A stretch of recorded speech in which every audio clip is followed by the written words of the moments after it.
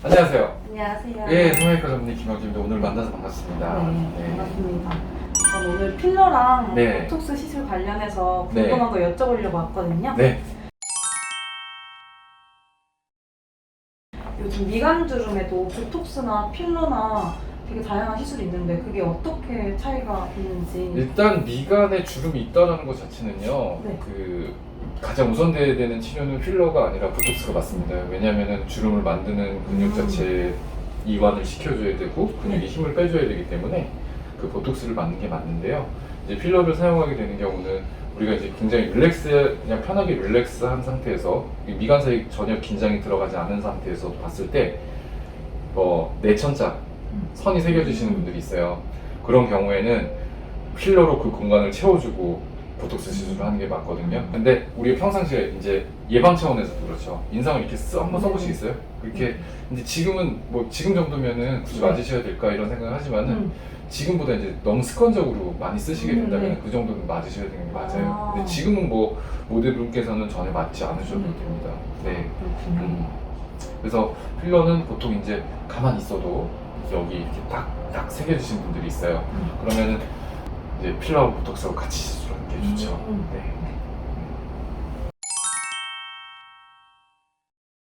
팔자 주름으로도 스트레스 받으시는 분들은 필러나 보톡스 중에서 어떤 시술을 더? 팔자 주름은 당연히 필러가 맞아요. 필러가 맞는데 이게 보톡스를 같이 사용하는 경우도 있거든요. 근데 이제 이거는 어떻게 보면은 조금 해부학적으로는 아니지만은 이제 아주 손 뜨듯이 스킨 보톡스라고 하잖아요. 그래서 스킨 보톡스라고 해서 그 팔자 주변 주름에도 약간 보톡스를 놓는 경우도 있거든요.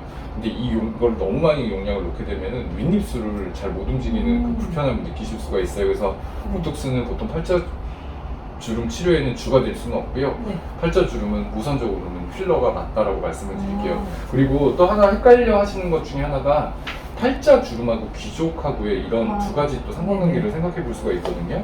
근데 우리가 예를 들어서 팔자 주름 선 자체가 작게 보이는 그런 경우에는 필러를 놓는 게 맞아요. 근데 또 귀족이라고 해서 안쪽이 이제 꺼진 부분이 있잖아요. 이렇게 이 아래쪽으로. 그 꺼진 부분이 있으면은 거기다가도 이제 필러를 맞으면 되냐 안 되냐 문제. 저 개인적인 생각으로는 저는 그 부분에다가는 필러를 많이 놔갖고 돋는 거는 조금 힘들다. 아니면 아주 오랜 시간이 걸린다라고 말씀드리면 조금씩 놔야 되거든요. 이 깊게 놓게 되는 경우에는 이쪽에 있는 어떤 혈관이나 이런 것들에 혈관이 막혀서 조직선상이 유발될 수도 있고, 또 두 번째는 깊게 이쪽에다 놓게 되더라도 귀족 쪽에다 이제 조금 필러를 깊게 놓게 되면은 대부분 다 또 이쪽으로 올라타는 경우가 생기거든요. 그래서 저 같은 경우에 이제 경험상 이제 봤을 때는 두 개를 다 이루고 싶으신다는 분도 있잖아요. 귀족도 채우고 팔자 주름도 없애고 싶으시다고 하시면은 처음에 보통 저는 이제 귀족에다가는 지방 이식을 해서 어느 정도 채워두고요. 지방 이식이 다 끝나고 났을 때 마무리로 이제 팔자 주름에다가 필러를 얇게 좀 넣는 거죠. 그리고 팔자 주름도 한 번 해결된다고 생각하시면 안 돼요. 이것도 자주 맞으셔야지 주름이 좀 옅어지는 것도 있거든요. 항상 제가 말씀드리는 거는 팔자 주름이라는 거는 사람 손바닥의 손금이랑 똑같은 거다. 절대로 다 없앨 수 없다라고 말씀을 드려요. 조금 연해지긴 할 수 있지만은 이거 자체가 근육이라든지 인대라든지 복잡한 어떤 해부학적 구조로 형성된 어떤 단단한 그 선이기 때문에 이거를 다 없앤다는 건 좀 불가능하다고 저는 생각을 하고, 그리고 무리한 치료를 하는 것보다는 팔자 주름을 개선을 위해서는 필러는 조금씩 맞으시되 좀 자주 맞으시는 게 좋다. 그리고 보통 텀은 한 6개월 정도 이렇게 해서 맞으셔서, 근데 계속 좀 맞아서 이제 팔자 주름이 많이 흐려지잖아요. 그럼 조금 덜 맞으셔도 돼요. 그 다음부터는. 그러니까 팔자 주름은 필러다. 그리고 미간 주름은 보톡스다. 이렇게 우선돼서 이렇게 말씀드릴게요. 알겠습니다. 입꼬리에도 보톡스 필러 요즘 많이 시술하시는데 어떤 차이가 있을까요? 입꼬리도 마찬가지예요. 이것도 우선순위를 말씀드린 입꼬리는 필러가 맞습니다. 필러가 맞고요. 모양을 변화시킬 때는 어떤 볼륨감이 들어가야 되잖아요. 근데 우리가 필러라고 하는 거는 필이 채우다라는 영어의 뜻이고, 그게 거기 뒤에다가 ER이라는 전미사를 붙여서 채우는 물건이라는 뜻이잖아요. 그래서 어떤 볼륨감이나 모양의 변화를 주려면은 네. 당연히 필러가 우선 돼야 되는 치료가 맞아요. 그러니까 그냥 쉽게 입꼬리 필러라고 우리가 입에 뱉잖아요. 네. 그러니까 입꼬리 필러가 맞는 말이에요. 그럼 이제 보톡스는 어떤 경우에 네. 쓰냐면요.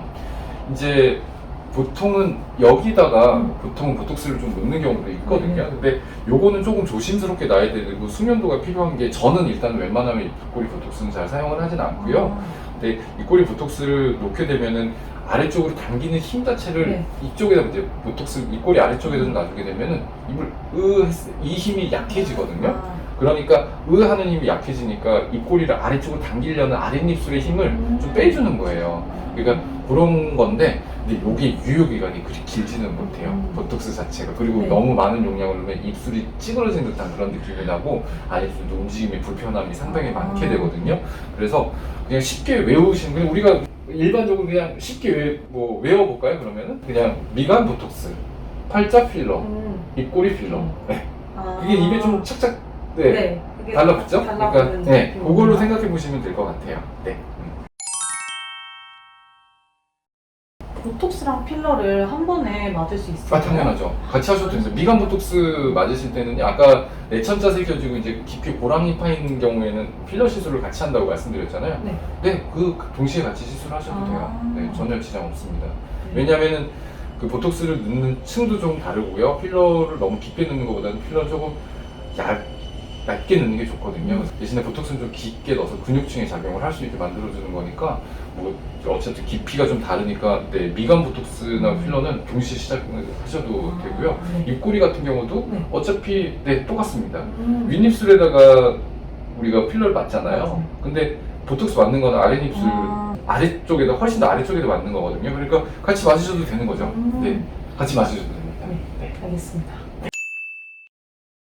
답변 감사합니다. 아 좋은 질문 해주셔서 감사합니다. 네. 감사합니다. 감사합니다.